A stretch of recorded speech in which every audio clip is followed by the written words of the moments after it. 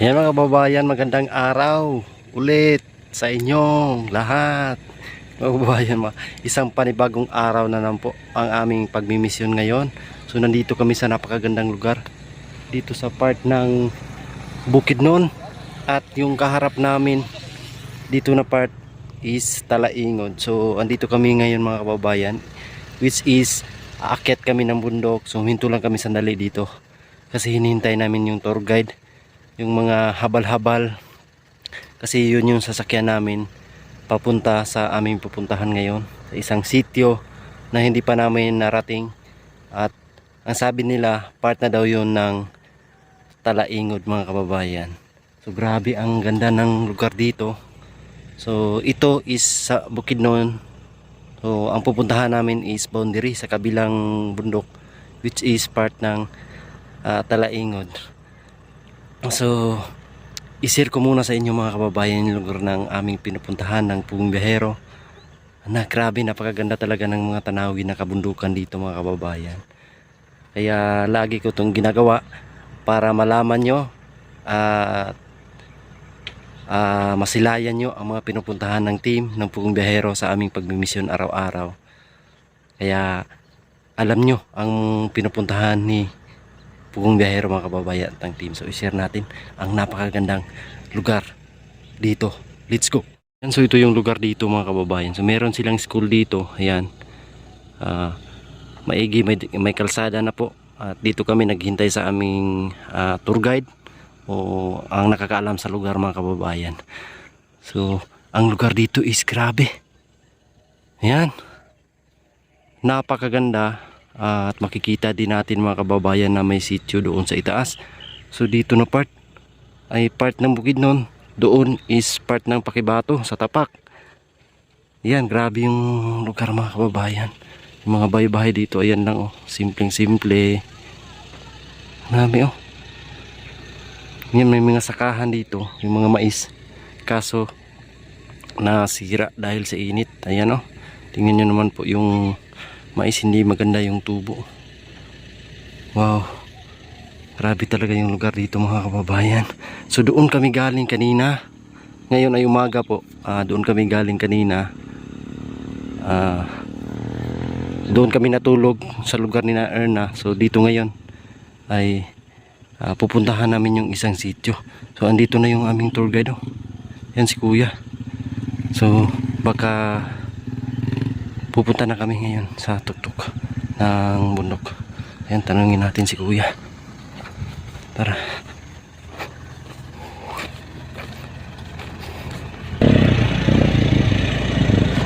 Asa tage? Dito. Dito pala kami dadaan mga kababayan. Ayan. Dito daw sa tuktok. Dira ta. Ayan. Ito nga bukid ay. Asa? Dito nga bukid oh. Nakita nito ay. Ayun. Sa tuktok. Ito na paingon. Grabe. Dito, so dito kami dadaan mga kabayan. Dito lang namin yung iwan sa sakyan. So tara. Ayan, sabihan ko na sila dito.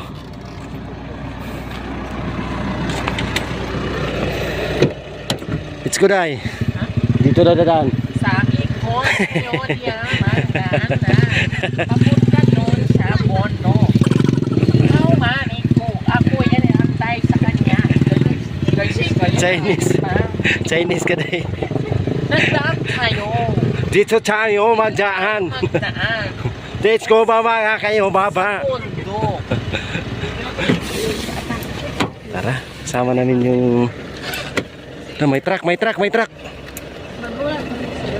Break mo? Sige na. So yan naman mga kababayan, akit na rin sa napaka-tuktok na bundok na yan. So sakay ka naman ng habal-habal, may pakpak kasi lilipad yan. Tara na, let's go.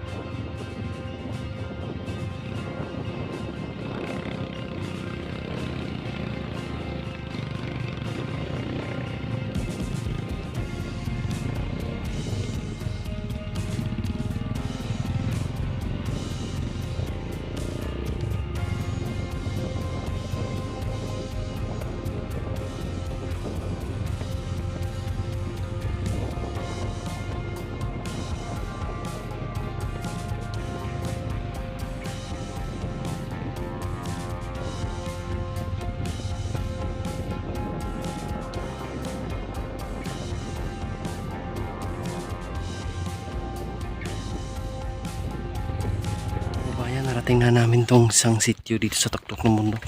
Ayun yung mga bahay-bahay na doon. So grabe, napaka hirap ng daanan. Panoorin nyo po sa vlog ni Sir Paul po mga kababayan. Sa sitio na to po. So isir natin tong lugar na grabe. Napakaganda po talaga mga kababayan. Kitang-kita mo yung magagandang tanawin na nandito po. At ito is part na po ng Talaingod. Makikita natin nga highway doon. Banda is Talaingod yun. So ang lugar na to mga kababayan is part ng Talaingod. Pero yung highway na nandito, ayan yung daanan dyan, is papunta yan ng Pakibato sa Tapak.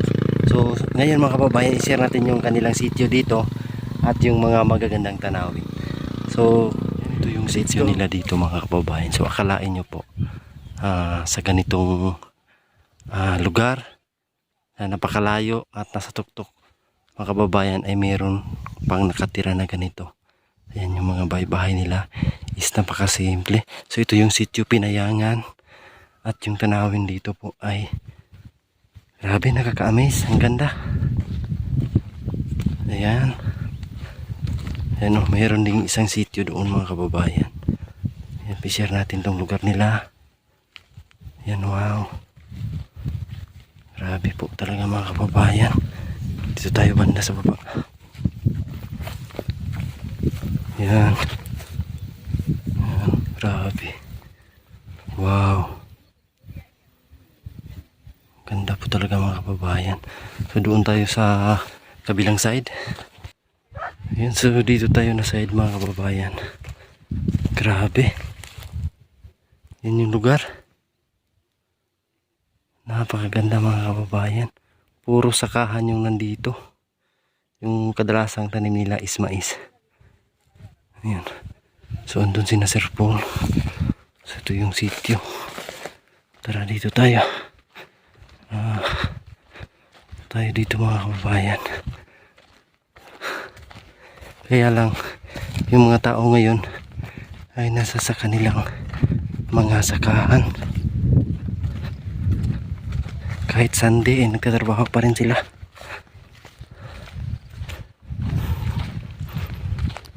Grabe po yung pag-akyat namin dito is nakakatakot. Grabe yung lugar nila mga kababayan. Nandito sa tuktok ng bundok.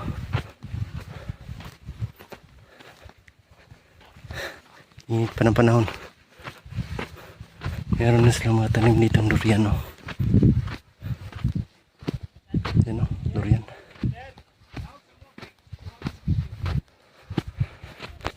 So yan mga kababayan, sisilong muna tayo dito sa may ilalim ng puno ng kawayan. Siyempre kasama natin yung mga riders namin sinasakyan. Ayan. Shout out kay pangalan Ubet Sawitan. Ubit Sawitan. Ayan, shout out. At kay Kuya J of Juma. J of Juma. Ayan, shout out. Sila yung nagdala sa amin dito po mga kababayan. At sila yung grabe, ang gagaling magmaniho ng motorsiklo. Kahit paakyat ay talagang matibay na matibay. Sila lang yung malakas. Grabe yung lugar dito is napakaganda. So sila Sir Paul ay nandoon na nagbimisyon. So tayo dito ay ayan, sisilong muna mga kababayan. Grabe yung init. Ang sarap ng pakiramdam pag malamig yung hangin. Grabe. Ang layo ng lugar na to. Grabe mga kababayan, napakasimple lang talaga ng buhay dito sa kabundukan. Tingnan nyo naman yung mga bahay-bahay dito po. Yan. Yan yung mga bahay-bahay dito. Yan. Tingnan nyo po mga kababayan. Grabe, talagang makikita mo talaga yung kahirapan dito sa bundok, lalong lalo na dito sa lugar ng mga katutubo. Ito talaga yung mga purpose ng team, buong biyahero, mapuntahan yung mga kapatid nating mga lumad o mga katutubo upang makita at mabigyan ng kunting tulong bandang mga kababayan. Kasi alam natin na talagang napakahirap ng pamumuhay dito sa mga kabundukan. Ayan, tapos na yung aming misyon. Uwi na kami, balik to ano na, back to reality. Hindi ang init. Yung driver namin na napakagaling mag-manage.